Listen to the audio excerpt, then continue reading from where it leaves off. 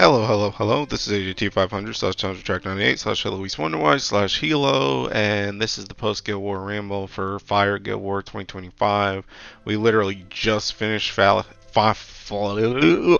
rally. So, I'm gonna do this. I got my tier list in order and I got my setup video in order. So, now the final rally is over, I can go ahead and start working on this. So, we'll go to the page here. Today got another sunstone this time. I don't know how I get a sunstone every single time, dude. It's really lucky. I also got a sand from my boxes as well. Anyway, this is how we went. Um, 3-1. I was pretty sad about this day. I'm not gonna lie. I don't know why. We've gone 4-0 before, but I really wanted us to go 4-0 this time. So I was like pushing in a lot of these rounds. So this like bummed me out, and I crashed out yesterday. But hey, it's all right, dude. It's all right. Anyway, rankings. We got to 200 in the preliminaries, and this is where I ended at. I was just kind of trying to win rounds, to be honest. I wasn't going for top 2K or anything, so this is just where I was. So yeah, that's pretty much the rankings.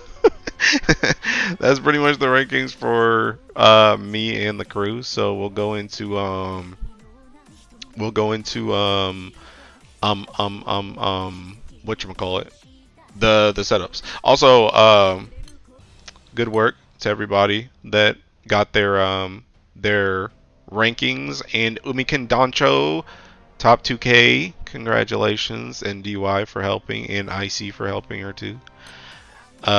Anyway, time for the setups. Okay, so these setups. So start off with EX Plus. EX Plus was literally just gun and shoot, gun and shoot with Orologia. Nothing too crazy here. Literally just OTK solo character, no aura or anything needed, but literally just gun and shoot. Pretty quick, pretty nice, felt pretty good to do, to be honest. This also was Magna as well, because I wasn't doing all the primal stuff. And let me tell you, I'm gonna stop it right here. Stop it right here. Look here, look, listen, look. Those who don't have their maxed Magna summon for the Guild War, the appropriate Guild War, are scum. But those that don't have their maxed Magna summon, when they can easily full auto raids, the M3 raids every day for free without farming, are worse than scum. All you dudes that are, oh, I'm primal. I'm primal. I don't need the Magna summon. I hope the worst suffering comes upon you, bro. I hope when they make the M3 trophy, I hope it's like 10% damage cap and it takes 10,000 M3 clears. Because holy mother of God, the amount of searching I had to do for Colossus summons during this guild war, and don't even say, oh, you should have catered your friends list beforehand. Listen, bro, y'all don't even have Colossus anyway. Who are we gonna cater to, bro? You guys are out here following all these lists and you can't get the bare basics, bro. Dudes over here with thinking Shiva inserters that aren't even getting used, bro. I saw thinking Willness and Soul Invokers and Grand Orders and Lucifers in the fire slots, bro. Can y'all just get your M3 summons? Uh, uh, I got all these sands. These sands are so useless, bro. You got your M3 summons, my guy? You got your M3 summons? No? Maybe you should get your M3 summon. But the anima, I can't get the anima. I don't want to farm for the anima. You don't got them full autos, bro? Hey, I thought you were big bad primal over there. You afraid of a little M3 full auto every day? Is that what you're afraid of? Bro, get your M3 summons, I swear to God. If I ever have to do anything like this Colossus setup again for any other element, and I need a Magnus summon, and I have to ask my chat room, thank you chat room for friending me so I could get Colossus summons, by the way. And I have to ask my chat room because you guys can't get the bare basic summons. Free summons, bro. Free summons. You can't get free summons because you think you're too good for M3 full autos? Bro, I'ma crash out, bro. I'ma go and drop kick side games, bro. They're not even at fault this time, but I'm gonna go to Japan and drop kick KMR Jr., bro. Jesus Christ. Anyway, I had to say that for EX Plus. Moving on. So anyway, that was soldier and shoot. I had bullets in there, there's the bullets. There's the bullets. Okay, on to Nightmare 90. Nightmare 90 was literally just it was just Percival S3 with Kaguya friend summon. Nothing too crazy right here. Just, this is what everybody was aiming for. The good stuff. Yo, shout out to Tech, bro. Yo, dude. Just go primal, dude. Yo, just just go primal, dude. Just go primal, man. All right, anyway, so that was Nightmare 90, bro. Pretty quick as well here. I feel like Fire has a pretty easy Nightmare 90 just because Percival S3 exists. This with the grid and the stuff. Pretty drop rate focused on here. I got a decent amount of Celestials actually. I think I literally finished a whole extra sword and harp, and then I also got extras as well, which is pretty nice. This was 100. Screw normal UL, by the way. I hate this seeking character. This character is seeking dog water.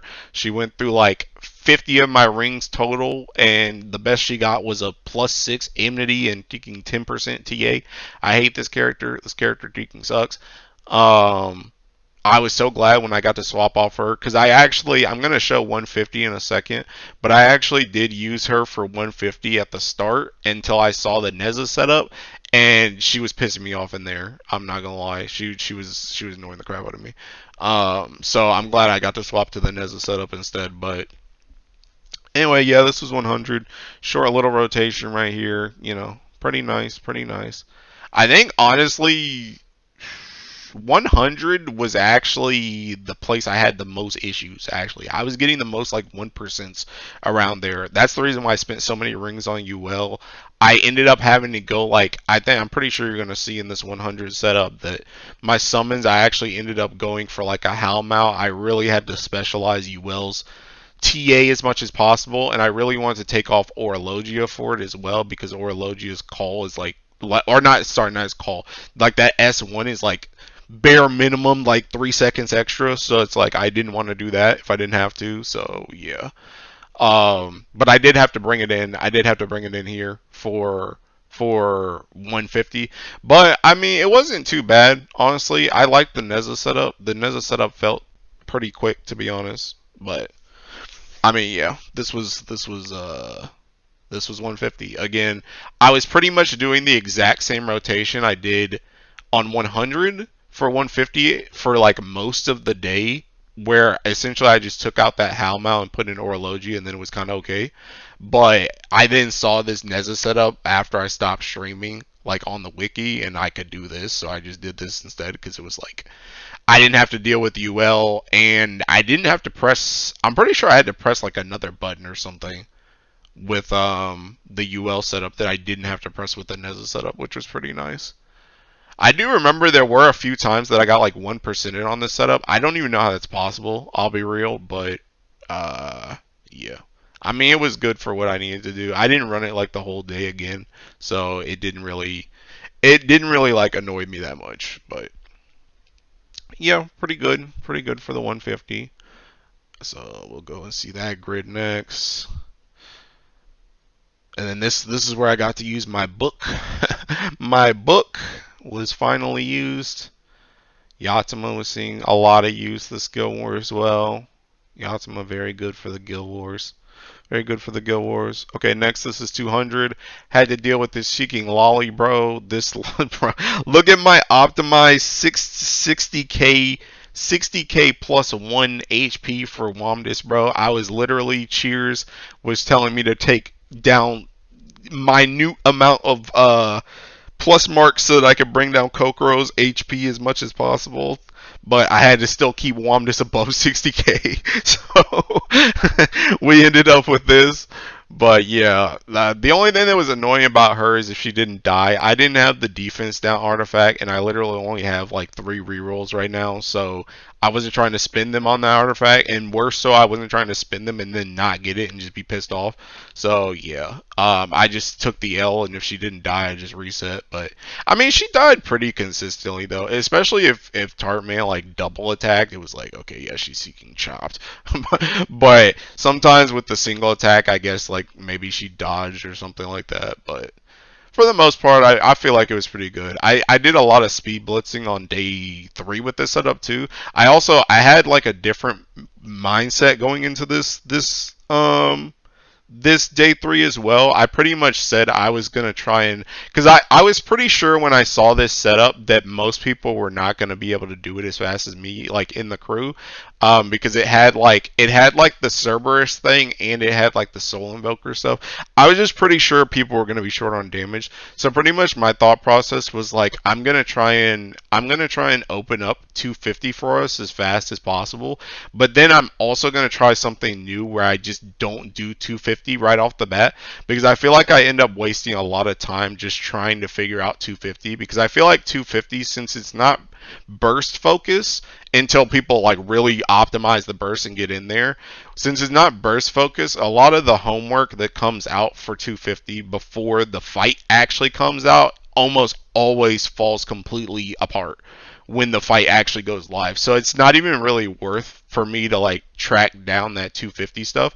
I would rather just spam 200 until other people get 250 setups, and then I'll just copy those, which is what I did this time, and I think that worked really well for not only like our honors, but like my own specific honors as well. So maybe something to keep in mind if you're ever trying to like go for top 2K or something in the future. Just like stick with 200 until people actually make 250s for you, and then just steal those. So anyway, yeah, that was 200. I'm gonna do 250. We did a couple of 250 like alterations on stream, but I ended up going. I think this was like Palace's setup. But it started with like Hecate's setup, which was pretty much the same thing. Just Hecate used the Sun Katana instead of a Percy sword, but the Percy sword felt a little bit more safe and it felt like it did a little bit more damage. So I went with this at the end, but it was pretty much the same setup. But we did try some other stuff during this, and I'll talk about the characters that were used in this. I'm gonna skip through this because it's just gonna full auto. But yeah, this was full auto. This ends at like 9 minutes. I don't really know how fast it was. I wasn't really paying attention by the time that I was refreshing it, like after I got this set up. But I would say it probably was around like 6 minutes. Like it was probably like 6 to 7 minutes if I was like spamming refresh, like somewhere in there. And then the grid and stuff for this. The grid also went through some changes while we were doing this, and I did get my second Mugen for day 4. I just farmed the mats for that, but yeah. So that's all the setups. So now we'll get to the tier list, and that'll be the end of it. Okay. So now for the tier list. So we're just gonna go through this. I feel like this one's gonna be pretty quick, unironically, because I feel like a lot of the stuff that's on here, it's on here, or why it's on here. So yeah, and honestly, the biggest rant I had I feel like there's always a rant, especially between me and Aku. There's always a rant or a crash out for something during Guild War. I feel like my big rant was just the Colossus thing. So I didn't really have a lot of issues with like characters, or I wasn't missing anything, so I was pretty good just in general. So yeah. So we're just gonna go through this. We're gonna blaze through this, should I say? So starting off in SS, Percival. Come on, dude. Come on. Come on. Come on. The only thing I didn't use Percival for was 250. And if I had actually been like mashing or something, he would have got used in that too. Percival still potentially, not even potentially, he's probably like the best character in the game. Like still, like come on, dude. He's just so strong. Like we all know Percival's good as crap. Zeta was pretty nice. I think most people expected Zeta to be very good, but she's just really strong because her kit works really well for like everything. It works really well for burst, it works really well for full auto, it works really well for high level, and in this case high level being 250. She's very good in like everything. The only reason why you ever take out Zeta is just purely if somebody bursts for like less buttons. Like for example, if you take her out for like a Nezza, like how I did in 150, it's like that's the only time that you really do it. Or if you just literally cannot fit her, like with my 200 where I had to bring in Allen on. It's like that's the only time where you don't bring in Zeta in like something. But she was really good for all the burst setups she was used in. The nukes once again, even more so than last Guild War. I remember I made a note about her nukes doing a lot last Guild War. They do even more now because you have deking UL katanas. So she just does a ridiculous amount of skill damage. Also had skill damage artifact on her too. So she's just disgusting, honestly. And she was really good. I think most people expected she would be used for some type of full auto stuff, if not straight up manual stuff for like 250, like 200, 250, because of the fact that she can dispel on autos, which also came in clutch very well. She also, unironically, helped a lot with the reflect on 250 because it was kind of her and MC that were kind of sharing the reflect damage. But she also stays alive a lot with just that 3k shield, especially when you have people like Fra and Fitty that can also help to heal and protect her. She unironically helps tank a lot of damage and get rid of buffs and just do a lot of damage. Very, very strong character. Very, like, still, she's very, very strong. Very strong. Wamu! Wamu! We all know Wamu was going to be freaking crazy, bro. Wamu, like I said, this is probably the last time I'm going to say this, but freaking, once again, I'm sorry if I scammed you out of Christmas Wamdis by saying I don't think she's a 10, which I still don't know if she's a 10 unless you're saying just purely for burst, then yes, she's a 10. But overall as a character, still don't think she's a 10. But anyway, that aside, Wamu, she's disgusting. She's really, really, really strong. She does so much damage. She excels in burst, and considering optimally you want to do every single thing is being bursted, but I would say for the most part, most people are doing 200 and below are all bursting. This character is going to be with you in literally everything. The only reason she wasn't in my EX Plus is because I just did the Orlogia thing. But it's like everything else that's burst related, pretty much this character and Percival are just tied to the hip, and then you just bring in the third who is optimal for whatever you're doing. Wamu's disgusting. She does a lot of damage. She debuffs. Just very good. The main thing that I feel like people have issues with Wamdis is just the HP. The HP management can be incredibly hard, depending on your setup. Especially now with artifacts too. Artifact gap is real. Like getting the HP that you need can be hard. But that's really the only downside to Wamdis. Otherwise, she's just a god in Teking Burst. The next three characters are all in SS purely because of 250. I didn't use them anywhere else. But Fra, I'm going to talk about Fra and Finny first. They are the sustained goats. It was crazy. It was so funny. I said this at least like 3 to 4 to 5 times during my streams of 250, where someone would come into the stream and say, hey, your team's dying, and I literally tab out of whatever I'm doing, look back at the game. I'm like, oh, MC, Fra, and Finny are alive. It's alright.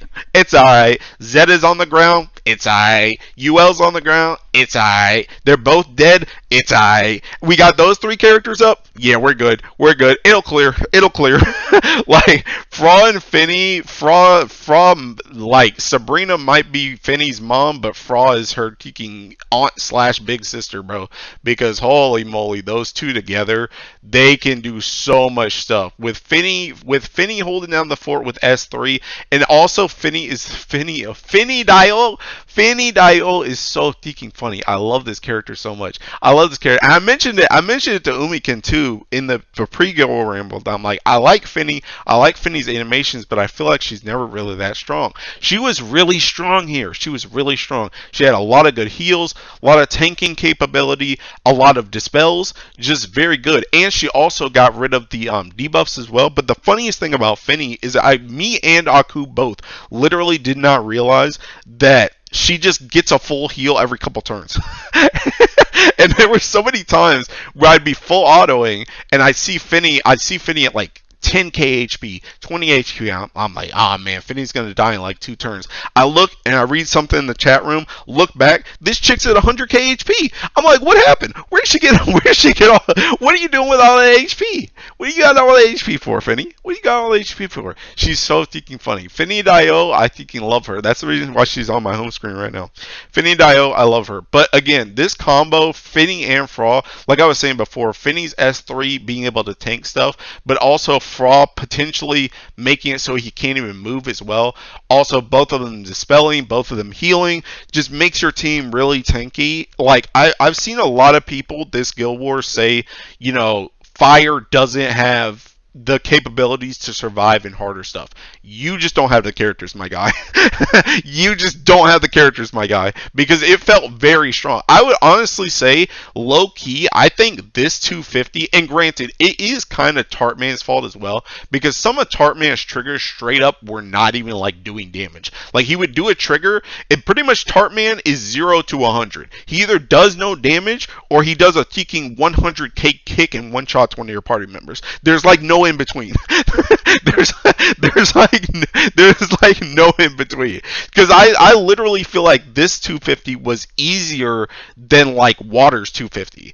So, like, and granted, it was also helped by the fact that Water didn't have Boogeyman back then either. Boogeyman is also really strong. Boogeyman literally feels like the new like lumberjack class, where it's just like when something's hard, just bring in Boogeyman and you're good. So Boogeyman, Fra, and Finny all together, very, very, very strong for 250. Very strong. As like I said, as long as those three were up, there's nothing to fear, bro. Because they would make you through it. They would take you through. They would take you through. I love them. Finny Dio, I love you. Fra, I love you. Boogeyman, I love you.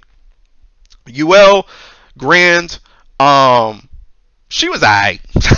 She was alright. I'm gonna be real. I'm not the biggest fan of the whole dodge tank thing. I'll be real.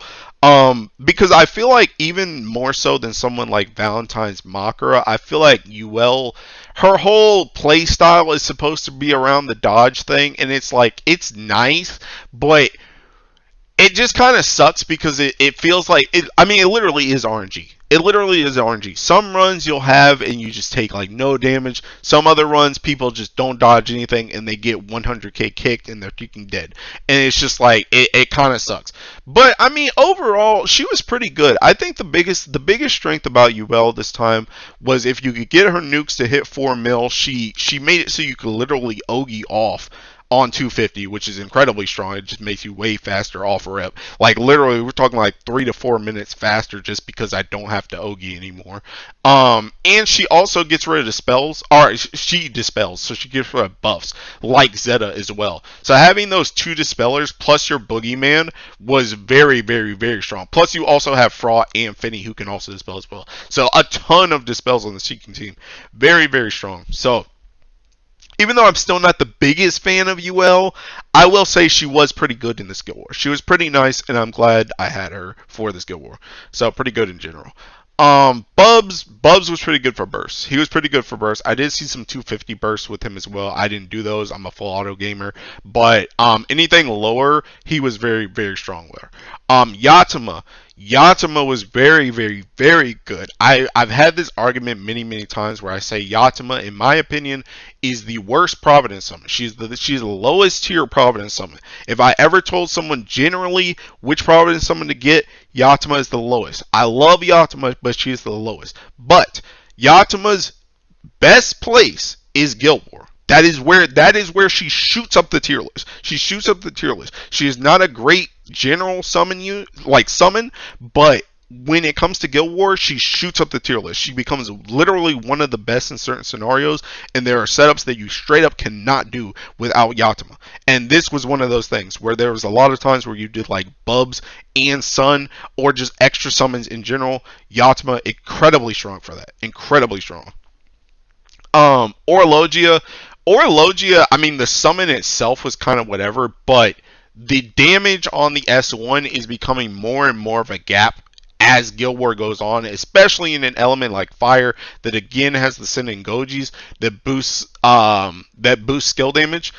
Orologia Gap, I know a lot of people either zero ticks or were very close to zero tixing Orologia this Guild War because that extra damage, especially for me, like EX Plus again, because I did the same thing in Light where it was just Futsu Orologia S1. This time it was Gun Orologia S1.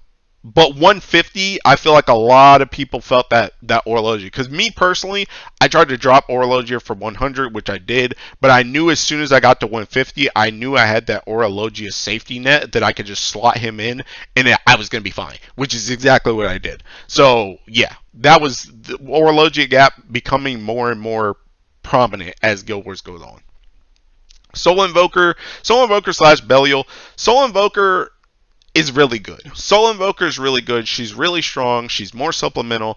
I've talked so much. I'm like the supplemental guy. I love supplemental damage in the Seeking game because it's free damage. It's more than Belial, and the biggest thing about it, Soul Invoker pairs. She's literally right next to Womdis. She pairs incredibly well with Womdis because Womdis needs HP requirements. Belial cuts your HP, but Soul Invoker does not. So Soul Invoker setups, not only were you getting more damage because of more supplemental, but you were also helping Womdis so you could build grids easier around her. The one weakness to Soul Invoker though is the 80% HP. You saw it in what was it, 150 or no 200. You saw it in 200.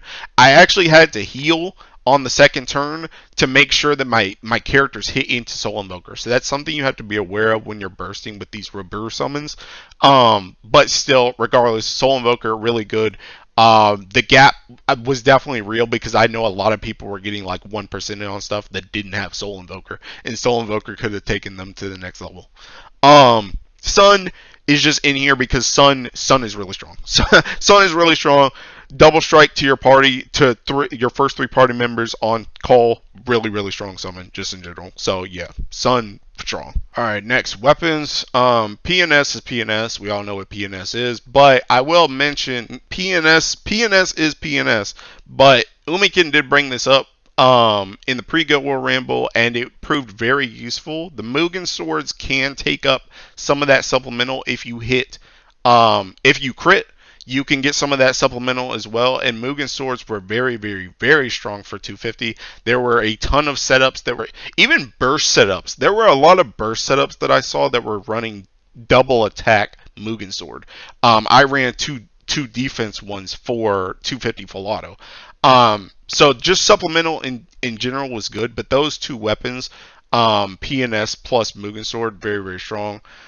Percival sword, technically Percival sword should be like Percival sword should be like S. I think I forgot to move that, but sorry, I'm not changing this joint though. But Percival sword should be like S because I didn't really use it that much. I didn't really use it that much. The only place I used it was in 250, and even then it was kind of like I could have just used the sword, the sun katana. I could have just used the sun katana, instead. But I mean, it was nice, but it ain't no SS. It ain't no SS. This is a mistake on my part, but I'm not changing this picture. um, Exalto, Exalto is Exalto. Same thing as PNS. Exalto is Exalto. Yeah, I mean this joint staying. It's good as crap. Icarus sword still worth the bars to this day. It was good for gold bar farming, and it literally Icarus sword is mostly.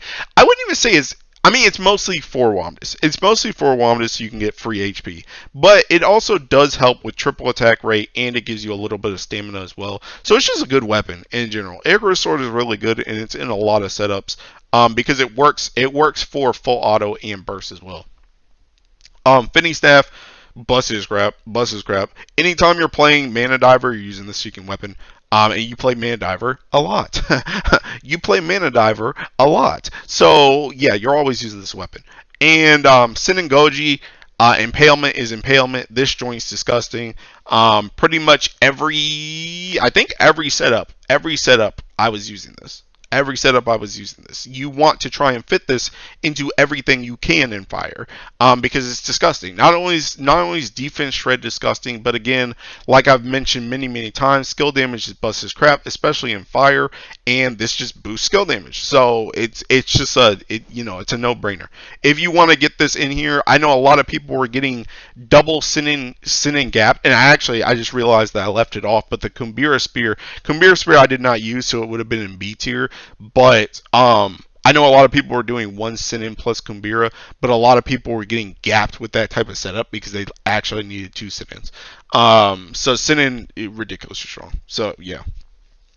Um, S plus all in all, he's really only here because of 200. That's the only place that I really used him.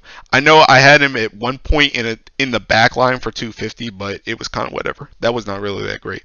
The Exo Bow was pretty good. The Exo Bow was pretty good. I feel like honestly though, it didn't really make that big of a difference. Because I ran a lot of 250 full auto, and by the way, this is only for 250 full auto. I ran a lot of 250 full autos with the Celestial Gun. I tried with Shiva Bow, and yeah, you could have. Oh, I even tried with Rackham Gun at one time. I tried with Rackham Gun for a main hand. I feel like it really didn't matter for 250 what your main hand was. I'll be real. It really didn't feel like it mattered, but it was good. It was, once I got the final setup that I used, it seemed like the best option, so I ran it. So it was pretty good for that. The Lil Book. The Lil Book was, this weapon is pretty strong, but it's very situational. The only place that I used it was in 150, but it was pretty good for 150 for that stamina. It was pretty good. It also has a little bit of HP on here to again help Wamu out. Going to S, Neza's really only here because he only got used in 150, and I didn't really. If I had used him from jump, I probably would have moved him up to S plus, but I only used him for a couple hours, so it was kind of like whatever. And he wasn't really that big of a change either, so it's just like. But again, Neza is pretty much just here for guaranteed triple attack and nuke. So he just does damage without a lot of buttons. Ragazzo is pretty nice. I feel like Ragazzo didn't have a crazy presence in here, but I mean, he was still good. Ragazzo does what he does well. He does a lot of damage and then he dies. He does what he does well, but I don't think he made or break any setups. Rhine Fist was okay. For hitting 100% crit plus triple attack, that was pretty much it. 000 I used an EX plus and some full auto, but that was pretty much it. Summer Cerberus is here. The only reason Summer Cerberus is here and not like S plus is because I really don't know how make or break she was for 200. I did use her in 200, and I'm glad because I actually one-stoned her before Guild War to use in PBHL, but I don't think she's better than Summer Bubs in PBHL from my own testing. So I was kind of bummed because I was like, dang, I wasted a stone. But I did get to use her in Guild War, which was nice. So I'm happy about that. Lucifer, I'm only putting Lucifer here because it did feel like he was very good for 250 survivability. So he's just going to be an S plus, or he's just going to be an S. But that's pretty much the only reason why. Celestial Gun, use it for EX plus. Again, I used it for the 250 full auto too. I think you could have used it for both. Pretty nice. And again, the Magna Canes were good for EX plus. But besides that, I didn't play Magna, so it's only an S. Moving down to A, normal UL. Again, screw this character. She was useful for 100 and technically 150, but that was pretty much it. And she was only there to really press like her S1, unless you were low on damage, then you pressed S4 as well. Tien, I'm kind of indifferent to. I feel like other people may have gotten more use out of Tien than me. The only thing I got use out of was a 100 full auto, but I decided to just manual the entirety of 100, so I ended up using UL more than I used Tien. Michael, backline passive, and Kokoro, or whoever you have to sack down here as well for 200. So yeah. Okay. And now we go down to B tier. B tier, if you're not familiar with how I do these tier lists, B tier almost never has anything in here that actually like matters to me. It's mostly stuff that I saw that was other people were using that I did not use myself. So usually A tier is the bottom of my actual tier list, and then B is just miscellaneous. I did see some people using Clarice and Zol and Anthuria for like 200, 250 Filatos. That was pretty much it though. I saw some Shiva bursts at some various points. Don't really know what that was about. I saw like one Manamel burst for I think it was 100 or 150. Willness. Oh, they called me crazy, bro. They called me crazy. Hey, AJT, do you have your Willness artifact yet? You got your quirky artifact? It's gonna be so great, bro. I saw Willness for I believe 100, maybe 150. Besides that, I don't even think he was the fastest, and I didn't see him in 200, and I didn't see him in 250. Maybe I'm looking somewhere wrong, but I didn't see him in anything else. So again, I'm glad I stuck to my mantra. Pretty much, I have two quirky artifacts that I could have used to make his, but I pretty much the way I saw it going into Guild War is I was pretty sure pretty much the way I saw it in my head was unless Willness was the de facto best setup for literally everything besides maybe EX Plus, I was not going to get that quirky artifact because quirky artifacts are too rare to spend on just this random character for one Guild War.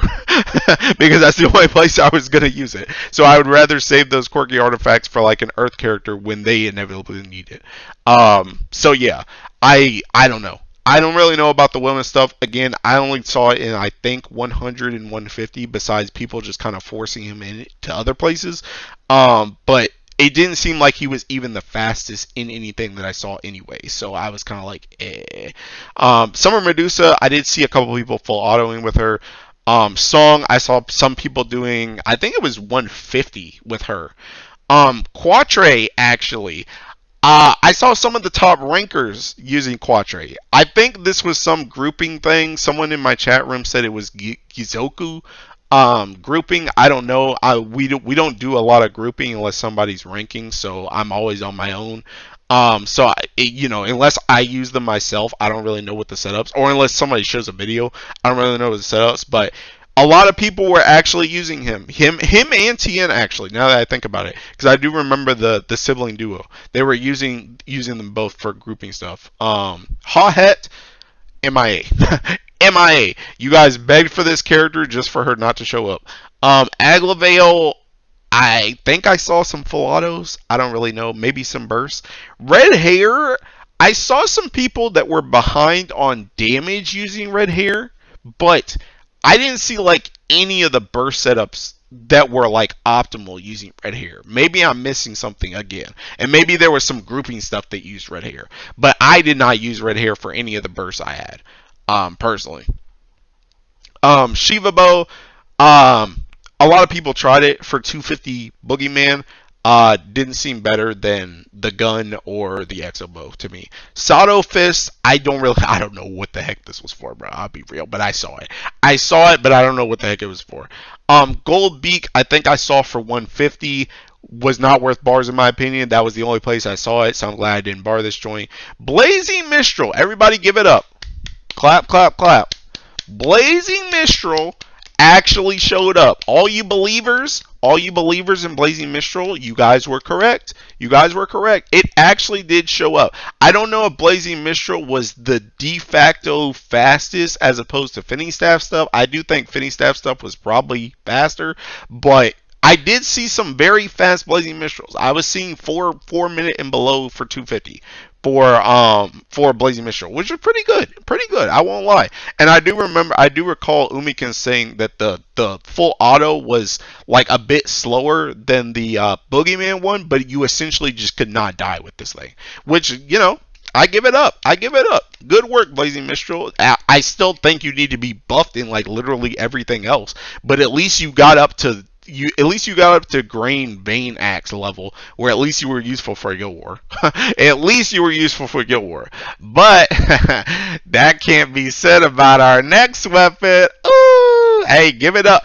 Give it up again, boys. Another round of applause, this time for everybody that wasted their ticket on Fire Sky Piercer. Oh, man. You know, the 50K honors in PBHL, I just have nothing else to spend my superlative ticket on. That 50K honors in PBHL is worth it. Haha. Yeah, can't wait for AJT to be wrong about Fire Sky Piercer when Guild War comes around. Haha. I'm going to get so much use out of it. Bro, the fact that I saw Sado Fist before I saw Fire Sky Piercer is absolutely insane, bro. Dude, once again, round of applause for everybody that wasted their superlative ticket, man. You should have listened to AJT 500 because I told y'all that joint was seeking worthless. I told y'all, I told y'all, I told y'all. Anyway, that's it for the tier list this time. Again, for mistake, the Percy sword should be down in like, honestly, the Percy sword could really be down like A. I'm not even gonna cap because it really wasn't even needed, to be honest. But that was my mistake. I had an SS. Anyway, I think that's it for the tier list. So this is the end for this post Guild War Ramble. We'll see what the next Guild War is. Dude, this weekend's about to be kicking lit. We got a new event that has all these characters coming. It's probably going to be Dark Guild War next. Sario might be coming out. Summer of Tomb might be coming out. It's going to be crazy, bro. So I'm ready. I'm ready. So let's get this summer kicking started, bro. Anyway, I'll see you in the next one. Thanks for watching. Thanks for the support as always. And bye-bye.